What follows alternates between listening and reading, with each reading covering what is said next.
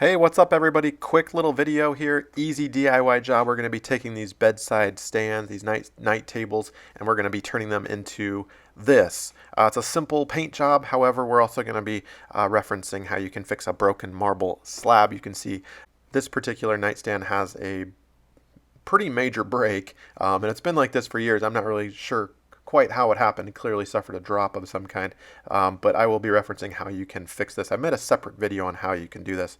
But anyway, first things first, we're going to take out all the drawers, clean them out, obviously empty all the contents.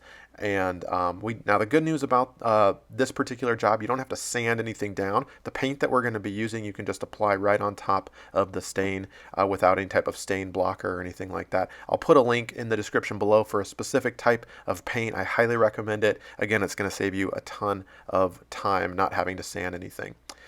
So this is really quickly how I essentially fixed that broken marble slab. I used this special epoxy resin stuff. It's awesome. It's like cement glue, and you can check out that separate video if you're interested in how you want to do that. So we're going to remove all the hardware from the nightstand, and we're going to apply our first coat of paint.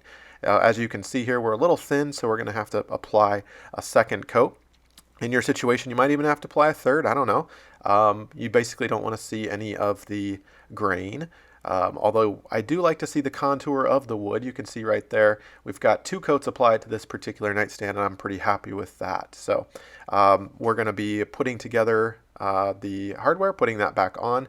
And obviously hardware goes together in different ways, but this one has a washer, a nut, and then a screw that goes through the wood. Now you might have to drill out the hole. It might have been clogged by paint during the painting process, but here it is kind of fixed. And obviously you can replace your knobs if you want to, but we kind of like these knobs and how they look. This is the final product. Really simple job again, and could not be happier with the result. It totally updated the bedroom. These were pretty old. It went from this to this.